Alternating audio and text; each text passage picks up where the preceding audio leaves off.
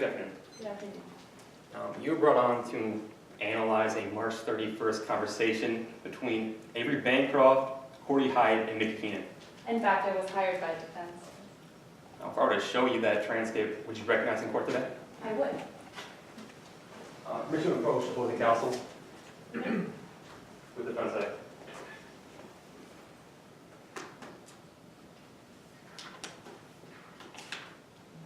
Permission to approach the witness with the same. Me?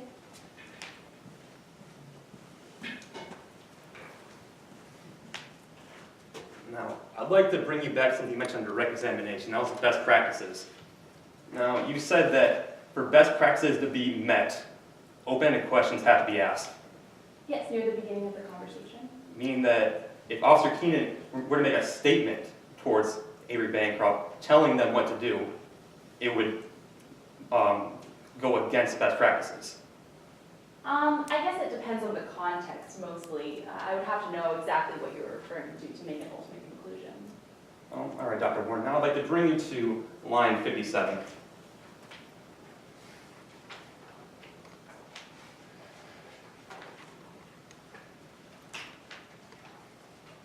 Would you mind reading that line to us? Of course. Keenan says, of course, you will definitely need to make the Chase happy. Now, is that an open-ended question? It's not, but it's not at the beginning of the conversation, which is the criteria that I was looking for. That's my original question. That is not an open-ended question, is it? That's a statement. And that does not follow best practice, does it?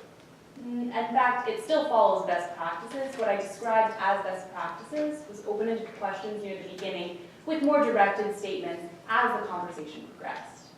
To be clear, that is a statement, correct? It is a statement. And that is near the beginning of the conversation, correct? I didn't find it to be. How many lines are in that transcript? 78, Yes, okay, now I'd like to bring you to line 60. of course. Would you mind reading that for us? Sure. In this, Officer Mickey Keenan says, you'll need to pitch more than ideas. Once again, that is a statement being made by Officer Keenan, correct? Near the end of the conversation. It's being made to Avery Bancroft. Yes, that's how it appears. And in both of those statements, Officer Keenan is telling Avery Bancroft that she needs to do something. Yes, I interpreted it as a directed statement in order to perhaps get the witness a little more warmed up. Dr. Warren, I didn't ask you to tell us how you took it. I simply asked you whether it was Officer Keenan telling Avery Bancroft that he needed something from her. Objection, Your Honor, calls for the witness to speculate. Your Honor, I'm simply asking the witness to tell me whether in those statements, Officer Keenan is telling Avery Bancroft that he needs something from her, Okay. which is clearly stated in the transcript. It involves no speculation. Yeah, overruled. Sure. Well, Keenan says you need to pitch more than ideas. So let's guess my question. Yes. I'd now bring to line 61. Would you mind telling us what that line says? It says static. Well, during the static, you agree that anything could have been said, correct? Of course. Officer Keenan could have been telling Avery Bancroft that she needed to give Chase Covington money. Objection, Your Honor, calls for speculation. That's fine, Your Honor. You may. I'm simply asking the possibility of what that static could contain. I'm not asking her to definitively say what is in that static. In Field Rule 703, she's allowed to speculate as she's an expert witness, and this is related to her conclusion. Can you repeat your question? My question was, anything could have been said during the static, with the follow-up being that Mickey Keenan could have been asking Avery Bancroft to give Chase Covington a bribe. Response? Yes, Your Honor, this is not an expert opinion that the expert would be opining to here. This is rather just a general.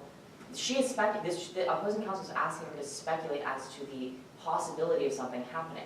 The expert would be testifying, or she would be allowed to speculate to think something within her expertise. This is just a general assumption. That's fine. I think as an expert in linguistics, she's allowed to testify to hypotheticals. If she doesn't agree with counselor's question, she can say so. So I'll overrule that. Repeating my question, Officer Keenan could have been asking Avery Bancroft to give Chase Covington a bribe. Well, actually, based on the way the conversation was going, I would find this highly unlikely. But you agree that it is possible. I suppose it would be remotely possible. Officer Keenan could have been asking Avery Bancroft to give Chase Covington money. Again, I find this highly unlikely, although I suppose it could be possible. And Officer Keenan also could have been telling Avery Bancroft to set up a meeting between herself and Chase Covington. I think that is highly unlikely, but I suppose it's possible.